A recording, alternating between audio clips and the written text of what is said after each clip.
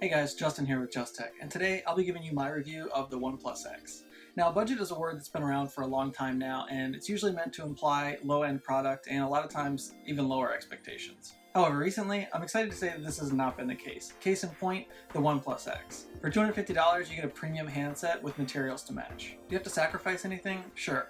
In order to reach a $250 price point, you're going to have to make some sacrifices. But the question here is, do you have to make too much of a sacrifice? I'll be breaking this review down into 5 categories: the design and the build, the hardware, the software, the camera, and then finally the battery.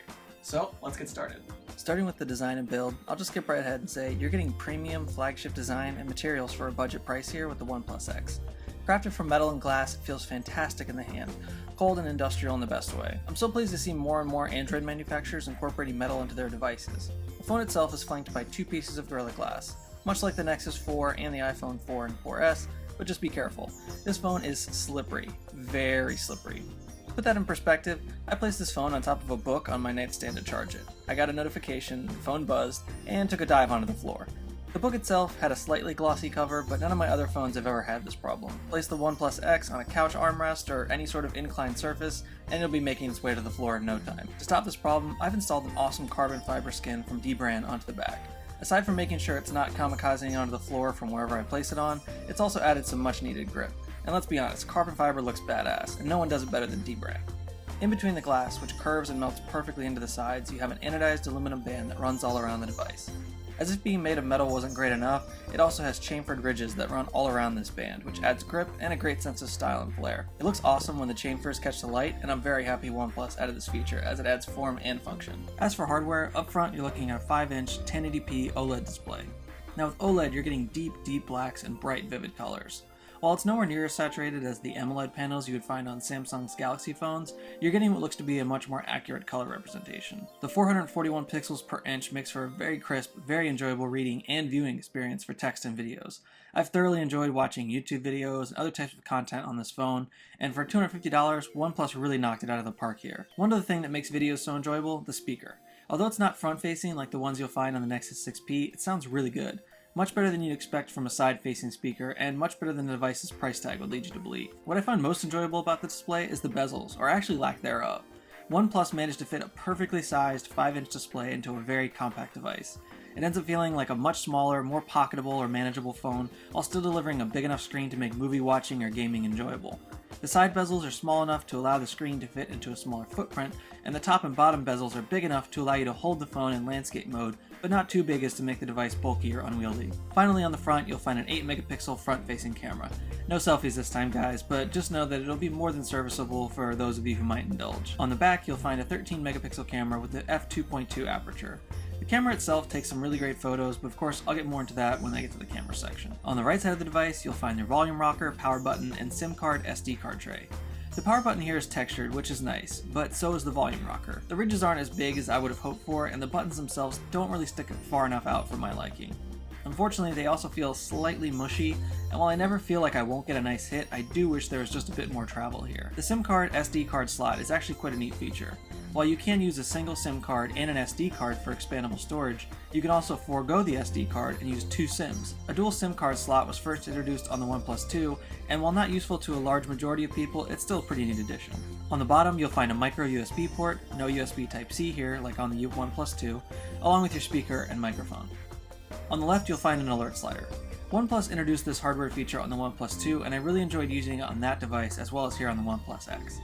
The alert slider has 3 positions: top, middle, and bottom. By sliding it all the way to the top, you effectively mute your phone by turning off all notifications. Sliding it to the middle gives you only priority notifications, and all the way to the bottom gives you all notifications. As a longtime iPhone user, I'm used to a ringer mute switch, so I really like this feature. Moreover, I wish that Apple would make their ringer switch a little more robust like OnePlus has here. It's a really nice addition and helps by bringing in some added functionality. Lastly, in terms of hardware, you'll find some mid-range specs, which I'll briefly cover here. You have a 2.3 GHz Qualcomm Snapdragon 801 processor, an Adreno 330 GPU, 3 GB of RAM, and 16 GB of internal storage. Now, one spec that I will cover in detail that sounds incredibly boring, but it's actually incredibly important, is the GSM bands that the OnePlus X doesn't have. The OnePlus X will operate on AT&T and T-Mobile here in the US. It won't work on Verizon or Sprint. However, it's missing important bands that allow it to connect to LTE on both of those networks. Now, I live in a pretty urban area and I've never had a problem connecting to LTE speeds here, and I struggled with the OnePlus X. There were times where it would drop out and you go down to HSPA+, which is still usually fast enough, but it's just something that is kind of weird to see. You'd expect it to have the faster bands no matter what, and I think for that price point, I think it's still something they should have included. It takes what could have been a true powerhouse of a phone and sort of diminishes it in my eyes. Now for the software. OnePlus, despite being a relative newcomer to the Android scene, has had some controversy surrounding their software. While the OnePlus One originally shipped with CyanogenMod, there was a falling out between the developers there and OnePlus, so they have since developed an in-house OS called OxygenOS. It's built off of stock Android and, like CyanogenMod, offers some added customization to the OS. Personally, I'm a big fan of stock Android, and back in my rooting, flashing, and ROMing days, I was a big CyanogenMod fan. Although I wish the developers of OnePlus could have worked out their issues, I'm still happy to see that OnePlus is dedicated to customization, even if it's not to the same degree that CyanogenMod had. With OxygenOS, you have the ability to customize things like the accent color throughout the device to a variety of different colors. Also, in the settings, you'll find the option, which is enabled by default, to implement a system-wide dark theme to help save battery. This takes advantage of the OLED display technology, since these types of displays only need to light up a pixel to show white or another color.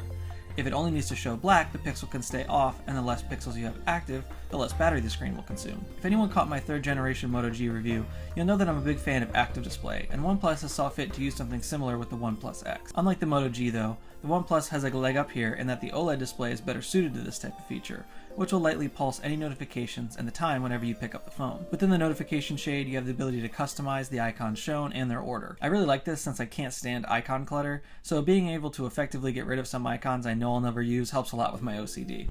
OnePlus also added in gestures, which allow you to use certain gestures to invoke certain features. For example, you have the venerable double tap to wake, which I personally love since I'm not a fan of that power button. You also have the ability to draw an O on the screen when it's off to trigger the camera, or draw a V to turn on the flashlight. Some other gestures are available for music playback, such as drawing 2 vertical lines with 2 fingers to pause, or left and right arrows for the previous or next track. I'll be honest, the only one I really use is the double tap to wake, as I find the others not really convenient enough to use on a regular basis. Although it's built off of Android 5.1.1 Lollipop, OnePlus is committed to pushing out Marshmallow as soon as possible. While you're not going to see Nexus-like speed when it comes to updates, you can expect much faster updates than what we've seen from other OEMs. Lastly, OxygenOS also has a feature called Shelf. Now, I'll be honest, I don't use this feature. Not because I don't think it's good, I just don't think it offers much. It's supposed to be an all-in-one or one-stop shop for things like frequently used apps and news, but I just find I'd rather go into the app or find the information elsewhere. Budget and mid-range phones have always had an Achilles heel with cameras, but I'm happy to say that this is not the case here with the OnePlus X. The camera on the back is a 13 megapixel shooter that takes pretty good shots. As you can see with these pictures that I shot with the OnePlus X, it's not going to beat out cameras like the one on the iPhone 6s Plus or the Samsung Galaxy Note 5 or S6, but you'll be pretty happy with this camera. It won't be amazing in low light and it won't wow you with sharpness, but it'll get the job done 99% of the time and takes images that are perfect for sharing on social media. Overall, when you buy a budget phone, a camera is typically the first thing you're giving up in terms of quality, so to have a phone that looks and feels this good and can take mostly great images is still the win in my book. For the battery, with a device this small, you're not really going to be expecting fantastic battery life, but I think the OnePlus X still gets the job done. Inside, you'll find a 2,525 mAh battery, which is pretty good considering a device this thin and light. It'll by no means survive a heavy use day, but I think for most average days you'll be able to make it. And with the absence of both fast charging and wireless charging, it's been somewhat of a letdown. With a device at this price, I can see not including wireless charging, but I think fast charging is to the point now where not including it, especially on such a premium feeling device, is unacceptable. I'm more upset over the lack of fast charging than I am over NFC, considering the fact that everyone charges their device, while not everyone uses NFC that often or at all. If there was a trade-off somewhere that could have been made to include fast charging, I think it should have been seriously considered. All in all, you're not going to get mind-blowingly great battery life, but you'll probably get average battery life. So guys, that's it for my review of the OnePlus X. One of the things I was actually going to note in my review was how difficult this phone is going to be to pick up, but while I was in the middle of doing it, OnePlus announced that the OnePlus X is now available invite-free, so that really takes away one of the biggest drawbacks. It's hard not to recommend this phone to pretty much anybody considering the build quality that you get, along with the software and the features. Now I want to hear from you guys. Are you thinking about picking up the OnePlus X now that it's invite-free? Did you have it before? What do you think about it? Let me know down in the comments. And of course, if you're being generous, be sure to hit that like button and subscribe to the channel if you want to see more content just like this. I'll see you guys next time here on Just Tech.